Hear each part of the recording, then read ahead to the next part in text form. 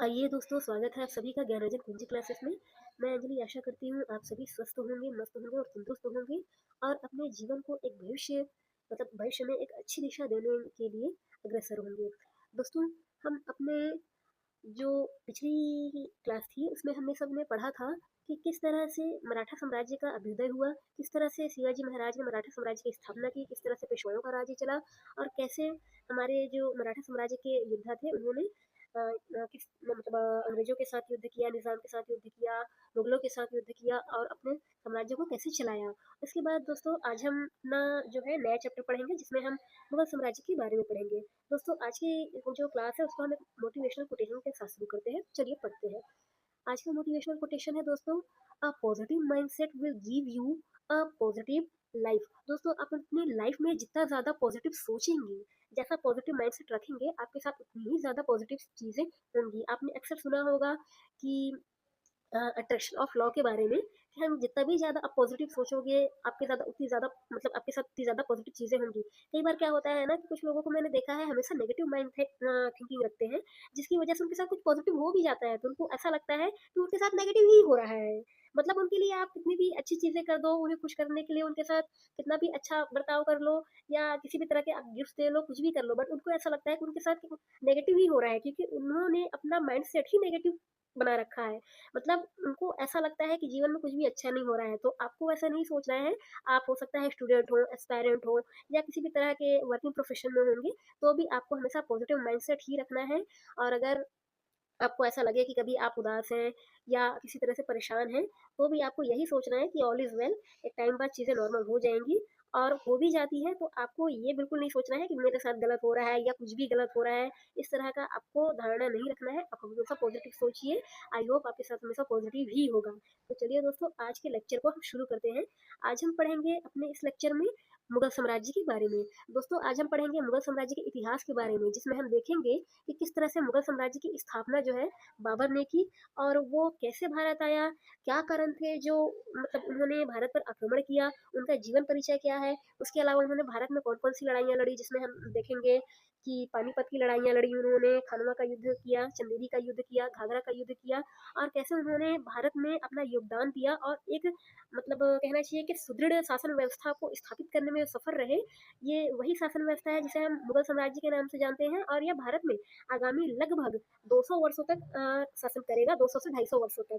तो चलिए दोस्तों हम पढ़ते हैं मुगल साम्राज्य के बारे में और हमारा आज का मेनली फोकस रहेगा बाबर और बाबर की लाइफ के बारे में, बाबर के आगे जो उन्होंने युद्ध किया उसके बारे में।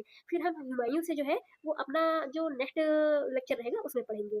तो चलिए दोस्तों अब हम शुरू करते हैं बाबर के जीवन के परिचय के बारे में, जिसमें बाबर का भारत में अगर हम शासनकाल देखें तो 1526 से लेकर के 1530 तक का रहा। लेकिन इसके पहले भी हम देखते हैं कि भारत जो है सॉरी बाबर जो है वो कहाँ उन्होंने जन्म लिया और कहाँ वो कहाँ के रहने वाले थे प्रॉपर, उन्हें कौन भारत लेकर आया, क्या वो किसी के इन्विटेशन पे आए या फिर उनको ऐसा उन्होंने कुछ अतिशयोक्ति सुन रखी थी भारत के विषय में कि भारत हमेशा से कहा जाता है सोने की चिड़िया थी, या फिर राजा महाराजाओं का जो क्या कहना चाहिए कि काफ़ी बेहतर गढ़ माना जाता था हमारे देश में, काफ़ी संपत्ति हुआ करती थी, काफ़ी रिच था इंडिया, हम हमेशा से जानते हैं।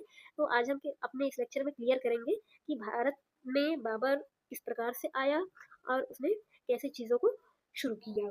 तो चलिए अब हम सबसे पहले बाबर के जीवन परिचय के बारे में पढ़ते हैं। दोस्तों बाबर का जो वास्तविक नाम है ना वो जहीरुद्दीन मोहम्मद बाबर है और इनका जन्म जो है 14 फरवरी 1483 को ट्रांस ऑक्सियाना की एक छोटे से रियासत परगना में हुआ था।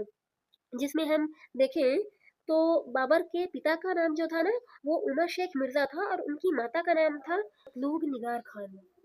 दोस्तों बाबर ना अपने पितृपक्ष की ओर से तैमूर का पांचवा वंशज था, लेकिन अपने माता पक्ष की ओर से अगर देखा जाए तो चंगेज खान का 14वां वंशज था।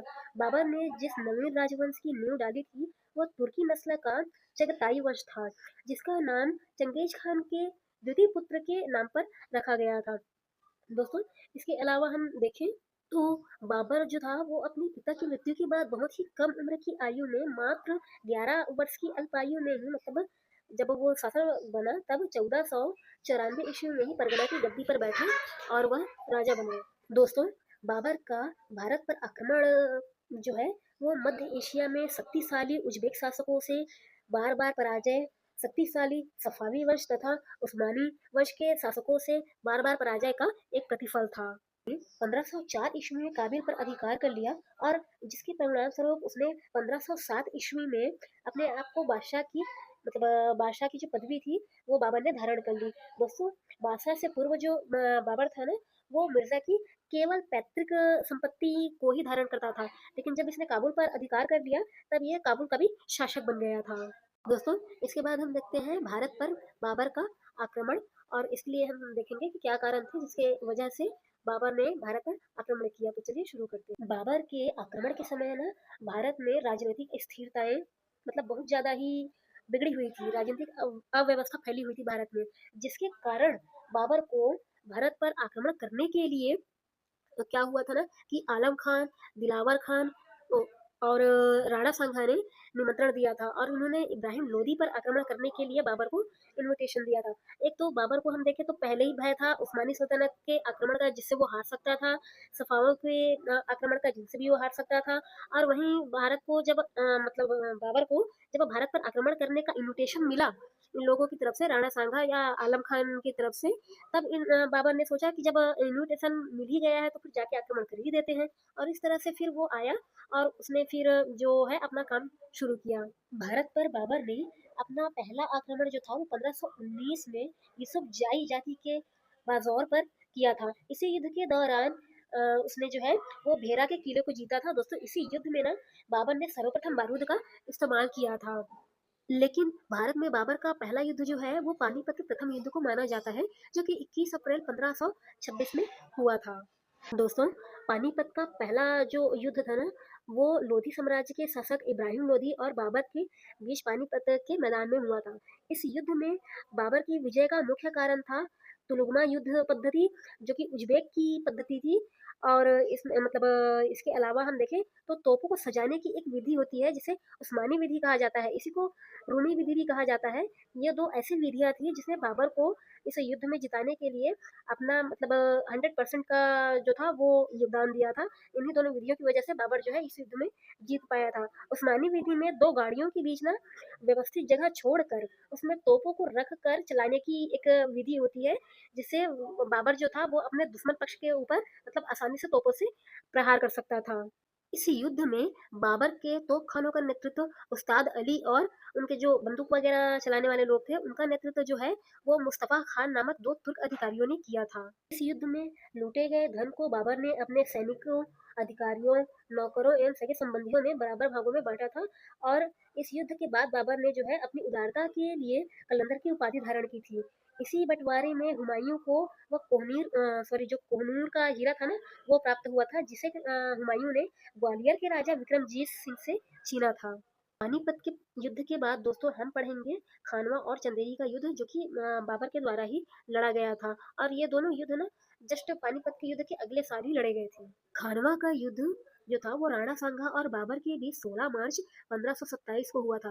दोस्तों, इस युद्ध में राणा सांगा की ओर से हसन खान मेवाती, मेदनी राय, महमूद लोधी और आलम खान ने भाग लिया था।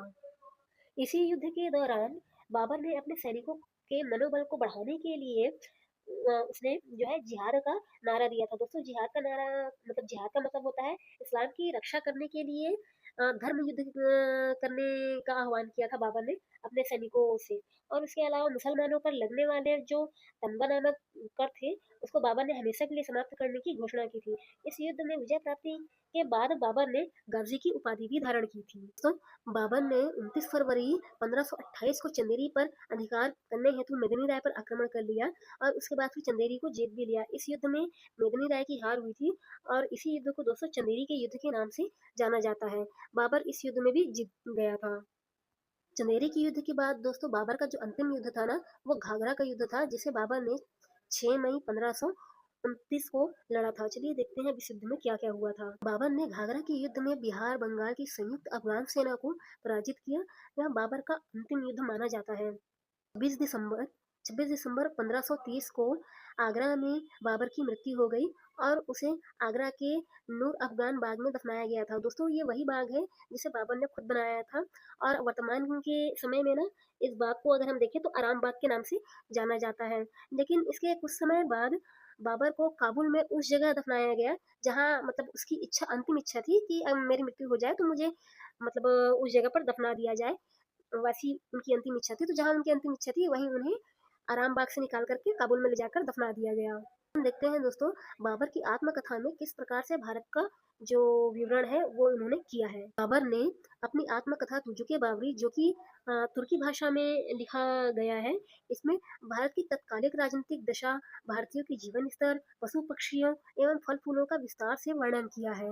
उन्होंने अपनी जो आत्मकथा है उसमें कारीगरों की खूब प्रशंसा की है। उन्होंने उन कारीगरों की प्रशंसा की है जिन्होंने आगरा, बयाना, धौलपुर, ग्वालियर और कौल में इमारतें बनाई हैं। भारत को जो मतलब बाबर के आने से पहले इन क्षेत्रों पर जो भी इमारतें बनाई गई थी उन कारीगरों की इन्होंने प्रशंसा की है और अपने जो जीवन वो है परिचय उन्होंने जो जो लिखा है तो जेके बावरी इसमें इसका विस्तृत वर्णन किया है। इसके अलावा बाबर बताते हैं कि उनके भारत में विजय के समय 5 मुस्लिम राजा और 2 हिंदू राजा जो थे वो राज्य किया करते थे साम्राज्य में मतलब भारत में। जिसमें उन्होंने इब्राहिम लोधी, दौसाल खान लोधी, आलम खान और राणा संघा के बारे में विस्तृत वर्णन किया है। दोस्तों अब हम देखेंगे बाबर का भारत में क्या योगदान रहा और उन्होंने मतलब अपने जीवन काल में भारत में क्या-क्या चीज़ों का निर्माण कराया उसके बारे में।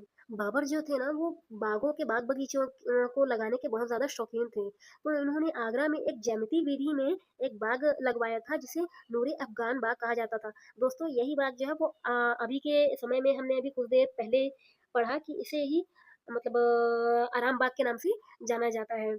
बाबर के द्वारा ना सड़कें नापने का एक पैमाना तैयार किया गया था जिसे गजे बाबरी मतलब कहा जाता था। जिस बाबर ने अपनी आत्मकथा के अलावा एक काव्य संग्रह दीवान का संकलन करवाया था और साथ ही इन्होंने बयान नामक एक नए गद्य शैली का विकास भी किया था। दोस्तों आज की क्लास को हम यहीं तक रखते हैं। इसमें आपको किसी भी तरह की डाउट हो तो आप ज़रूर पूछिएगा।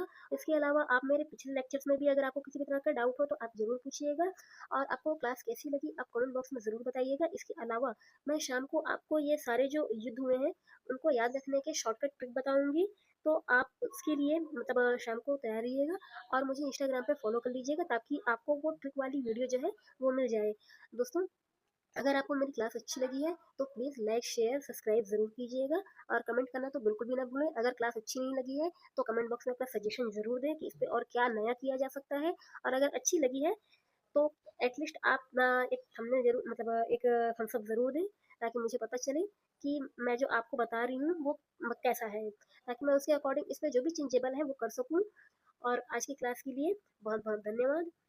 प्लीज़ मेरे चैनल को लाइक शेयर सब्सक्राइब ज़रूर करिए। Thanks for watching.